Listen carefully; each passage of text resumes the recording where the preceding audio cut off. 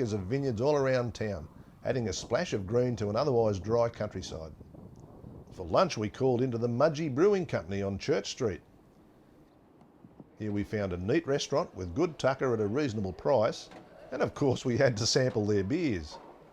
The Mudgee Pale Ale was the pick of the crop, very refreshing and clean. We couldn't visit Mudgee without trying some of the wines, so we headed south along the Castlereagh to the Burrendala Winery. Here we found some very drinkable Merlot and Shiraz, which we brought to try with dinner that night.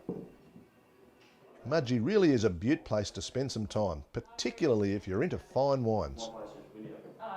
Another of our touring visits centred on the small village of Windia. At the time of our visit there was an endurance event on, and the competitors and their horses were camped on the showground across the road from the Little Windia pub.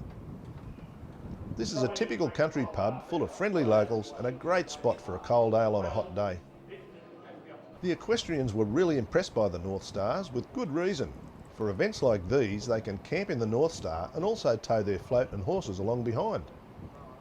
It's pretty much a perfect combo for riders. My name's Dennis White. I'm the happy owner of a Northstar slide-on camper, have been for approximately 5.5 years. Welcome to all you fellow potential RV travellers. As you see, my unit is versatile. If I'm not racing horses in long distance endurance racing, which can vary from 80 kilometres to 160 kilometres, I tow the rig, the trailer behind the back. And other times I'm off travelling up and down the east coast of Australia and Tasmania surfing. I've done approximately 100,000 kilometres in the last 5 years, and I swear by the versatility of the slide-on, particularly on these long distance four-wheel drive long wheelbase units. They've got the greater elevation than Winnebagos and Jaycos and those sort of things. You can take anywhere with a four-wheel drive and the elevation. And the beauty of it is, when you're not towing anything like a caravan, you can fit it anywhere because it's only as long as the vehicle itself. You can park it anywhere in suburbia, in the middle of George Street if you want to do. So there's none of this parking out of a town to go and get your bread and milk. The other thing is they are fully self-contained, which means for you that don't understand, you're legally, you can go into national parks because all you're leaving is your tyre tracks. You're not polluting the ground, you're not leaving rubbish or effluent or anything like that. They're fully self-contained. Our camp was in the hills just outside Windia.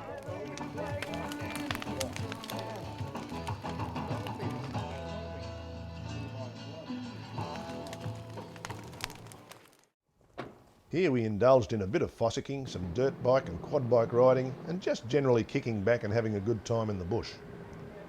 And here the Northstars shone yet again. With the bikes on a trailer and the camper on the back, the Northstar rig made a perfect getaway machine.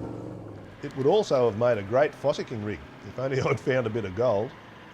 At least I had a comfortable camp and didn't have to hike into the goldfield. There really are very few RVs that provide the versatility of the Northstar slide-on campers. You can use them as long-range touring machines or simply as a weekend getaway rig. There is a model to suit most tray-back, standard or dual cab utes, and their standard of construction is second to none. In fact, Northstar provide a unique 5-year structural off-road warranty that really does give you peace of mind. You know, you can't help being impressed with these Northstar slide-ons. I've had this one down in the scrub looking for gold, not finding much gold, but I've been doing creek crossings and rough country, and these go just about anywhere your four-wheel drive will go. But not only that, the Northstars are really versatile because you can tow a boat or a bike trailer or a horse float and have your accommodation up top all the time. Okay, I'll see you off the road with your Northstar sometime.